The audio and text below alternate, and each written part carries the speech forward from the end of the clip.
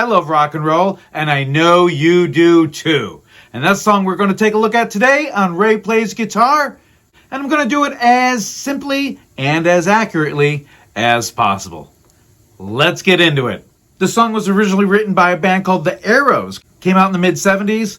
Joan Jett and the Blackhearts version is the one that blew up, became a huge hit for them. Joan Jett and the Blackhearts actually just came through town a couple weeks ago. I had the pleasure of going to the show. Actually, we were supposed to open up, but when we got there, we were told immediately that, hey, don't unload your stuff right away. There seems to be a problem. You better talk to the stage manager. So we talked to the stage manager. He informed us that, the soundboard had a problem with the soundboard. It blew up. It overheated, not working. So they were scrambling to get a new soundboard in. So by the time they got a new soundboard in and got that all plugged in, got the line checked, then Joan Jett the Blackhearts had to do their sound check. So by the time all that happened, there was no time for us to play. But I hung around anyway, had a couple backstage tacos. That's not a euphemism or anything. They were just leftover breakfast tacos that the production crew had. They were yummy. They were like brisket. But man, Joan Jett is just a badass. She is. She is rock and roll. For, what she had to go through with the Runaways at the time that they were doing an all-girl band in the 70s. Come on. Unheard of. But she did it, and then she broke out on her solo career.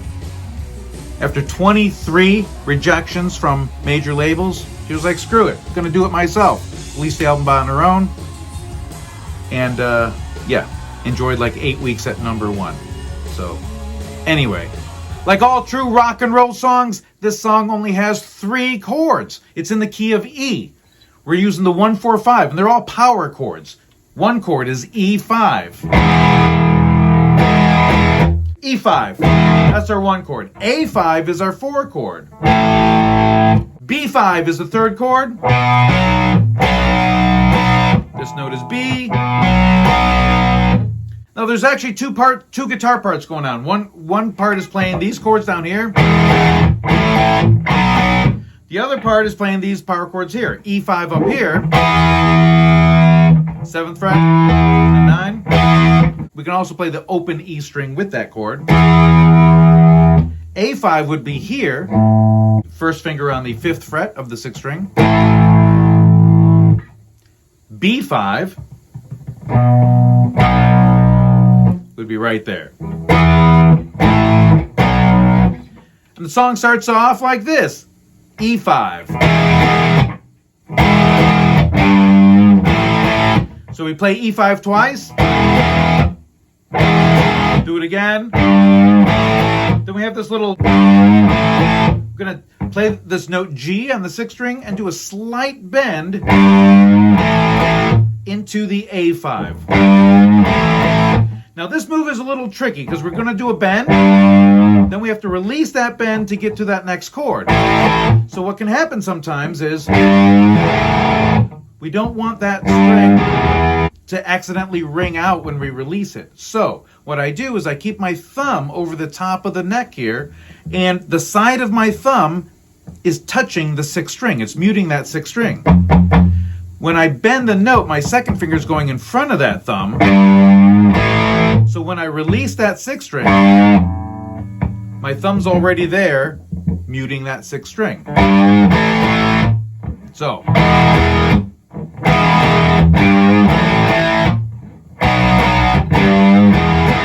So we go through all the chords. E5, we do that twice. We do the G bend into A. Then we hit the B5. Then we do the G bend back down into E.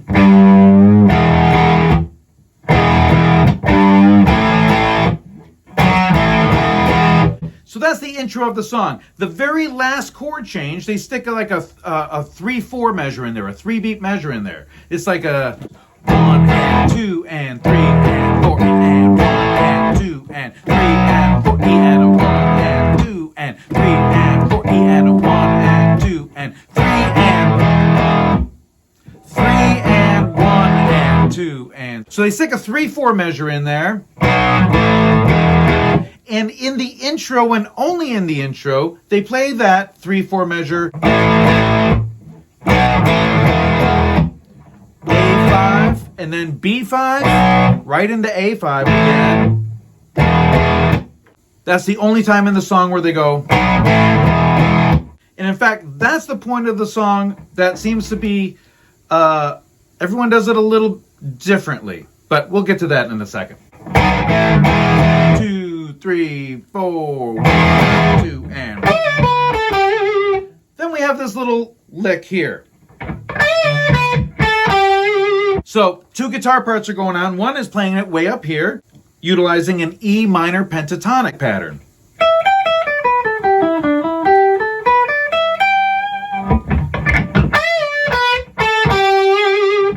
Starting on the 15th fret, the note D, bending it up to E, full bend,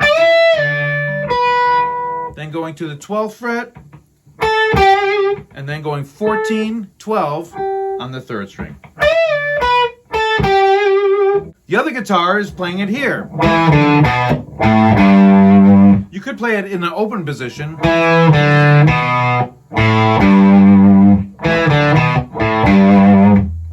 Joan plays it in this position.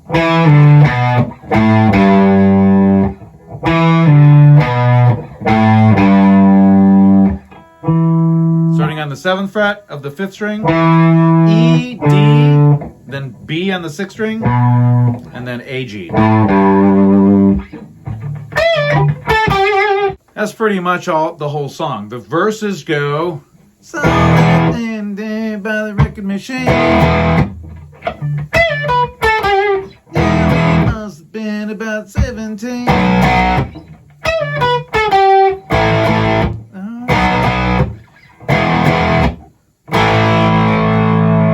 Let that A ring out. So you do a little a cappella thing, but then you're going to come back in on a B5 with a chugging crescendo part.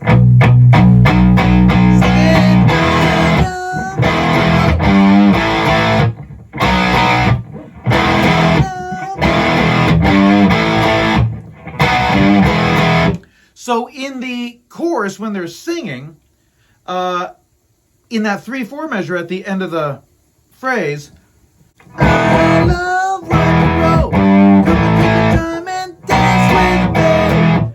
Live, they just hit that B twice. Dance with me. They stay on the B. The original, the way the arrows do it, dance with, they go back and do a G bend back to the E. And that sounds cool. I've seen other people suggest doing all open strings there. That sounds kind of sloppy, but I can see that. I mean, if you hit the open strings, if you primarily just stick to the 3 middle strings, it implies a G chord, so it's kind of the same as hitting that G note in a way. I would probably suggest just hitting that B5 twice. Dance with me. At the end of the song, they just keep repeating the chorus. I love rock and roll. My baby. I love rock and roll. Take your time and dance with. I love rock and roll. My baby. I love rock and roll. Take your time and dance with. The one guitar is playing everything down here. Actually, the funny part, the guitar part that is playing the chords down here,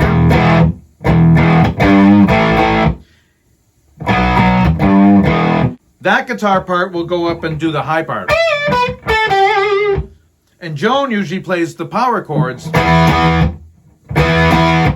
And she doesn't do she never does that part.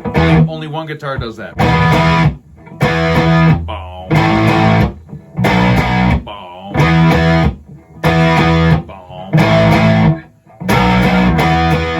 So Joan does the power chords here, and we'll play the lick here, while the other guitar plays the power chords down here, and plays the lick up here. Now let's take a look at the solo. Starts off with an open E string.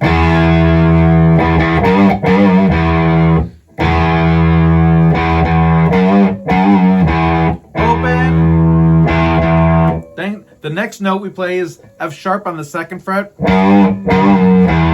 Doing a little half bend up to G. So I'm bending it up, then choking it, then bending it up again, and letting it come back down. Going back into the open E.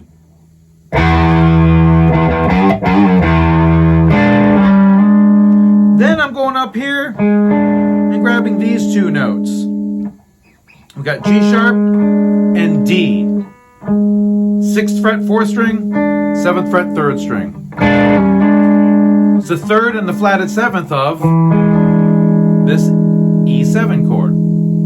But I'm just playing the 3rd and the flatted 7th. Just the two color tones of that E7 chord. And I'm sliding it back a fret and then back up. I think he just does a slight neck bend on that.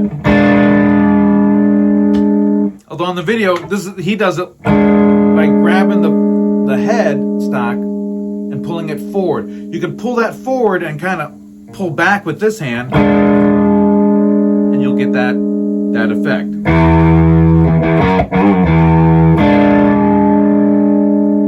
The next part of the solo moves up into an E major pentatonic pattern area. So 12th fret.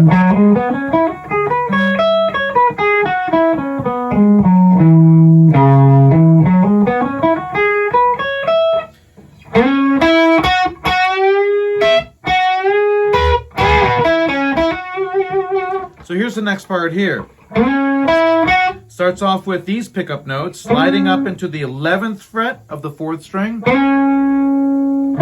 hitting E here,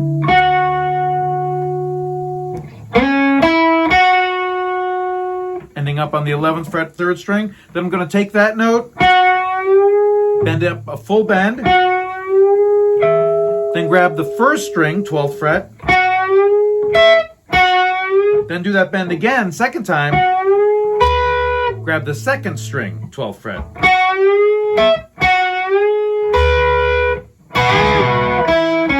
Then the next move is hitting both of these strings together, the 2nd and the 3rd, while doing a full bend on the 3rd string, up and back.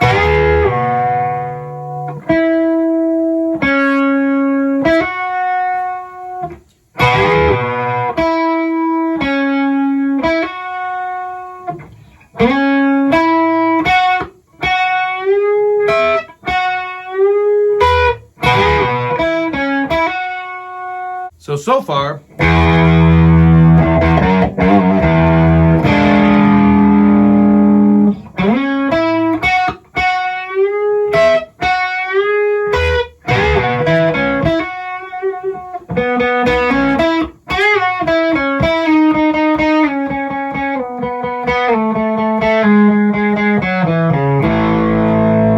so the last part of it,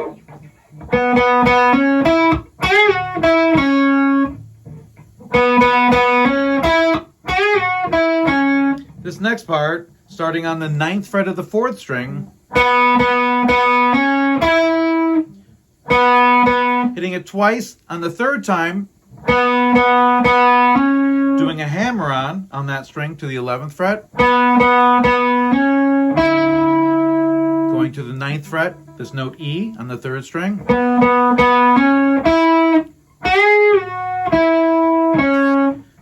then 11th fret, 3rd string, bend up and back, moving our way back.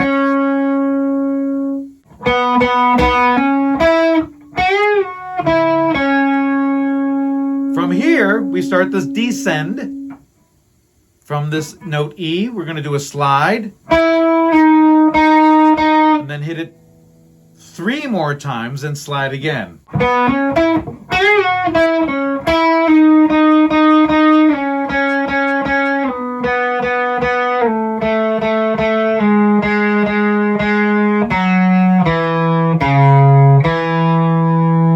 When you get down here, then going to the 4th fret, 4th string, 2nd fret, 4th string, then the 4th fret of the 5th string, ending on the note E. But there's an A5 chord that happens at that same time, so you can just come out of that and hit an A5 chord.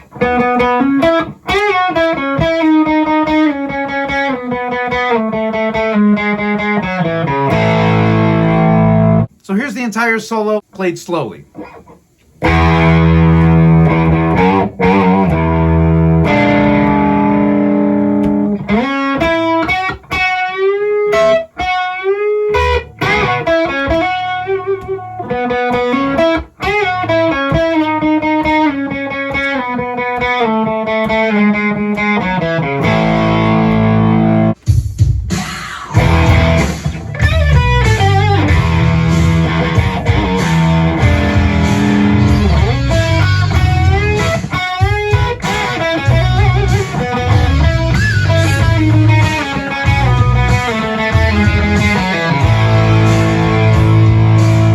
Did I mention we got some tacos? I love rock and roll. That's all there is to it. If you have any questions or comments, please leave those down below. If you found this video helpful, please do me a favor, hit that like button, share this video with your friends, subscribe to my YouTube channel, hit that notification bell. But most of all, thank you so much for hanging out with me today. I really appreciate it. We'll see you next time.